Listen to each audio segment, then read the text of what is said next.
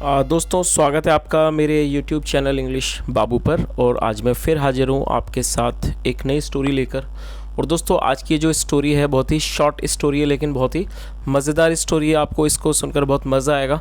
उसके अलावा इस स्टोरी के अंदर आपको कुछ नए इंग्लिश के वर्ड मीनिंग सीखने को मिलेंगे, उनकी करेक्ट प्रोनाउंसिएशन के बारे में पता चलेगा, और जो इसका ग्रामर का पार्ट है हम उसे बिल्कुल डिटेल में कवर करेंगे, तो आप इसके बिल्कुल अच्छे से सीख पाएंगे। तो चलिए दोस्तों आज की इस कहानी को हम शुरू करते हैं। और सबसे पहले कहानी का टाइटल देखते हैं। कहानी का टाइटल है द वाइज ट्रैवलर। क्या मतलब हुआ दोस्तों? वाइज एक एडजेक्टिव है जिसका मतलब होता है समझदार या फिर बुद्धिमान। और ट्रैवलर एक नाउन है जिसका मतलब होता है यात्रा करने वाला, या जिसको कह सकते हैं यात्री। तो क्या मतलब हुआ? द वाइज ट्रैवलर मतलब कि बुद्धिमान यात्री। तो दोस्तों ये आज की इस कहानी का टाइटल है, शीर्षक है। और अब मैं इसे पढ़ना शुरू करता हूँ। आपसे रिक्वेस्ट है आप इसे बिल्कुल ध्यान से सुने ताकि आप इसे बिल्कुल अच्छे से समझ सकें। तो चलिए इसको शुरू करते हैं।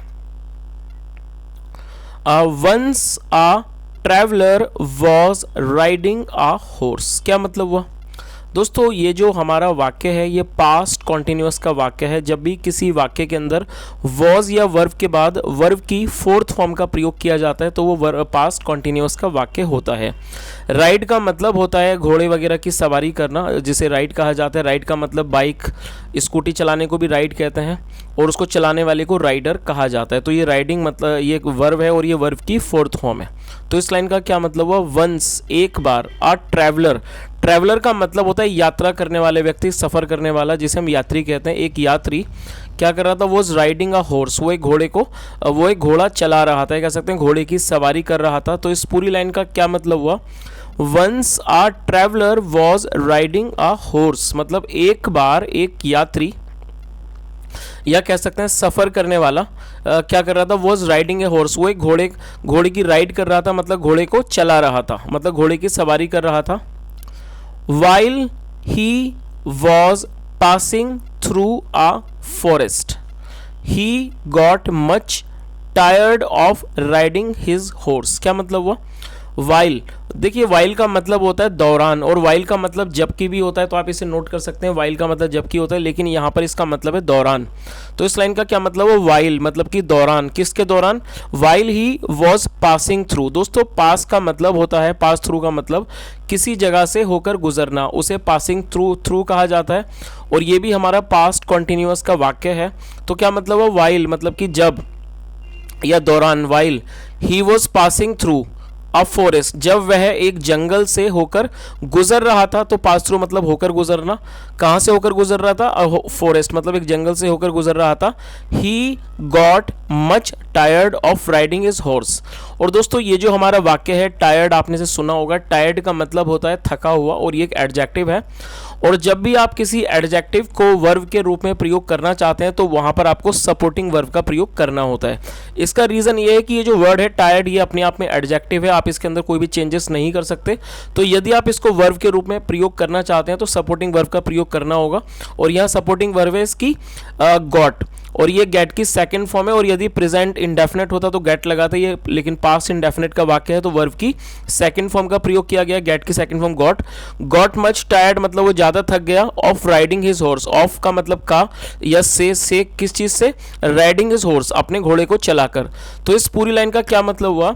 While he was passing through a forest मतलब कि जब वह जंगल से होकर गुजर रहा था, कह सकते हैं जंगल से जब वो होकर गुजर रहा था उस दौरान he got much tired of riding his horse, और वो बहुत ज़्यादा थक गया। मच टायर्ड मतलब बहुत ज़्यादा थक गया। ऑफ राइडिंग हिज हॉर्स अपने घोड़े को चलाते चलाते।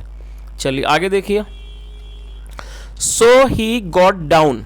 और दोस्तों आप इस वर्ड को नोट कर सकते हैं, काफ़ी अच्छा वर्ड है। इंग्लिश जब आप कोई वाक्य बनाएं तो यहाँ पर आप उसे यूज़ कर सकते हैं। गेट डाउन का मतलब होता है उतरना। जब आप किसी भी वाहन वगैरह से या कहीं से उतरने के लिए यूज़ करेंगे तो गेट डाउन का प्रयोग किया जाता है। और ये पास इंडेफिनेट है तो यहाँ पर सेकंड फॉर्म का प्रयोग किया गया गॉट डाउन, इसका मतलब होता है उतरना। तो इस लाइन का क्या मतलब हुआ? सो इसलिए ही गॉट डाउन वो नीचे उतर गया। एंड लेड, और ले का मतलब होता है लेट जाना, पड़ जाना नीचे। एंड लेड और वो लेट गया। अंडर मतलब नीचे, अंडर अ शेडी ट्री मतलब एक छायादार पेड़ के नीचे। तो इस पूरी लाइन का क्या मतलब हुआ? So he got down and laid under a shady tree. इसलिए वह नीचे उतर गया और एक छायादार पेड़ के नीचे लेट गया। चलिए आगे देखिए। सून, सून मतलब जल्दी ही फेल अस्लीप। दोस्तों ये जो वर्ड है आप इसको अच्छे से नोट कर लीजिए, क्योंकि इस तरह के वर्ड आपने बहुत ही कम देखे होंगे। स्लीप का मतलब आपको जरूर अच्छे से आता होगा। स्लीप का मतलब होता है सोना, लेकिन नींद आना, उसके लिए स्लीप का यूज़ कभी नहीं किया जाता। नींद आने को कहते हैं फॉल अस्लीप। तो आप इस वर्ड को अच्छे से नोट कर लीजिए। FALL, फॉल अस्लीप मतलब नींद आना, और ये पास्ट इंडेफिनिट है। तो हमें क्या करना होगा, सेकंड फॉर्म का प्रयोग करना होगा, और फॉल की सेकंड फॉर्म होती है फेल, FELL, फेल अस्लीप। तो इस पूरी लाइन का क्या मतलब हुआ, सून जल्दी ही फेल अस्लीप मतलब उसे नींद आ गई। तो आप इस वर्ड को नोट कर लीजिए, फॉल अस्लीप मतलब नींद आना, और नींद आ गई मतलब फेल अस्लीप सेकंड फॉर्म। तो इस पूरी लाइन का मतलब हो गया कि जल्दी ही उसे नींद आ गई। चलिए आगे देखिए। His horse was grazing near by, और जो उसका घोड़ा था वो क्या कर रहा था, ग्रेज। ग्रेज का मतलब होता है चरना, जो पशु चरते हैं घास वगैरह उसे ग्रेज कहा जाता है। तो क्या मतलब हुआ, his horse was grazing near by, उसका घोड़ा नज़दीक में ही मतलब पास में ही चर रहा था। चलिए आगे देखिए। After a few hours, after का मतलब बाद में, आफ्टर अ फ्यू आवर्स मतलब कुछ घंटों के बाद।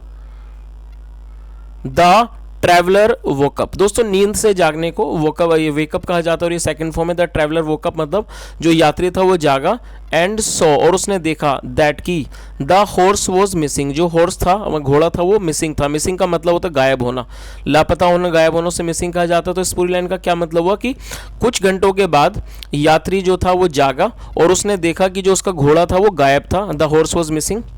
ही searched all around, all around का मतलब आसपास। ही सर्च्ड ऑल अराउंड, उसने अपने मतलब कि उसने सब तरफ देखा। ही सर्च्ड ऑल अराउंड, उसने आसपास देखा। बट लेकिन could not find his horse, लेकिन वो अपने घोड़े को नहीं ढूंढ सका, या कह सकते हैं वह अपने घोड़े को नहीं पा सका। चलिए आगे देखिए। He picked up a thick stick from the ground, क्या मतलब हुआ दोस्तों, थिक का मतलब था मोटी, और ये एडजेक्टिव है, तो क्या मतलब, और पिक का मतलब उठाना। He picked up a thick stick from the ground, उसने क्या करा, उसने एक जो थिक स्टिक मतलब एक मोटी लाठी थी वो पिक कर ली, उठा ली, फ्रॉम द ग्राउंड जमीन से, मतलब उसने जमीन से एक मोटी लाठी उठा ली।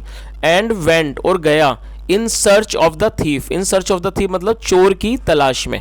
और दोस्तों थीफ एक नाउन है जिसका मतलब होता है चोर। तो क्या इस लाइन का मतलब है, उसने ज़मीन से एक मोटी लकड़ी उठा ली, एक मतलब मोटा डंडा उठा लिया, स्टिक मतलब लाठी या डंडा, लाठी उठा ली और वो चोर की तलाश में चला गया। In search of the thief. Who might have stolen his horse, जिसने शायद उसके घोड़े को चुराया होगा। और दोस्तों ये जो हमारा वर्ड है स्टोलन, ये स्टील की थर्ड फॉर्म है, तो आप इसे नोट कर सकते हैं, जिसका मतलब होता है चुराना। Who might have stolen his horse, जिसने शायद उसका घोड़ा चुराया होगा। चलिए आगे देखिए। He went to a nearby village, वह पास के या कह सकते हैं नज़दीकी गांव गया, मतलब वो पास के गांव में गया। There वहाँ, he वेव्ड हिज स्टिक, दोस्तों वेव का मतलब होता है हिलाना या घुमाना। उसने अपनी लाठी घुमाई, he waved his stick and shouted और चिल्लाया, और ये शाउट का मतलब चिल्लाना, सेकंड फॉर्म, एंड शाउटेड और चिल्लाया। Who has stolen my horse.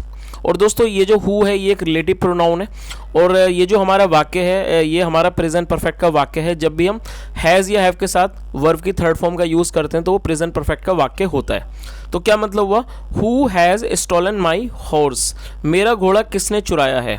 Who so ever has done this, जिसने भी ये किया है।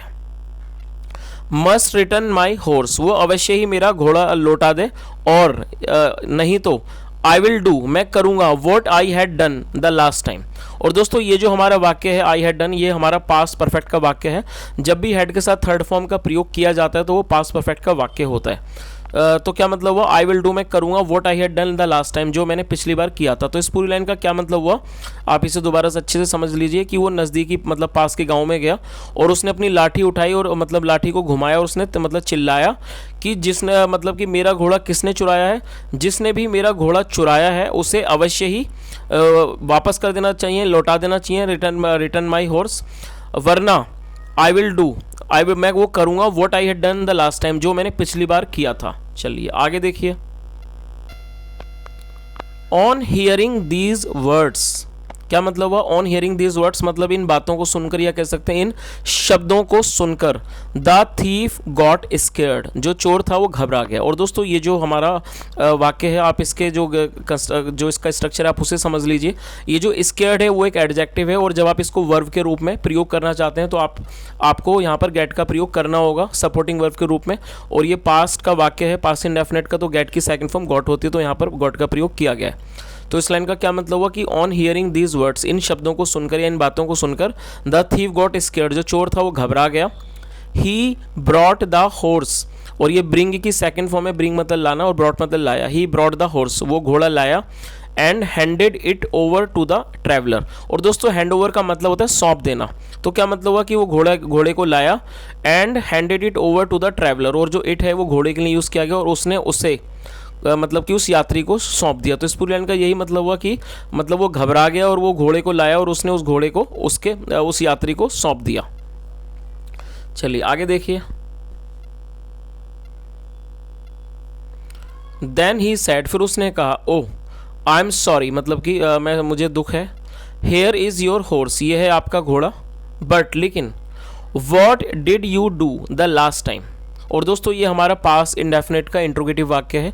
जब भी आपको इंट्रोगेटिव का वाक्य बनाना चाहते हैं तो वहाँ पर डिड का प्रयोग किया जाता है हेल्पिंग वर्ब के रूप में, और ये जो वॉट है ये इंट्रोगेटिव वर्ड है जिसका मतलब होता है क्या। तो इसका क्या मतलब हुआ? वॉट बट लेकिन, what did you do the last time, की लेकिन आपने पिछली बार क्या किया। When your horse was stolen, जब आपका घोड़ा,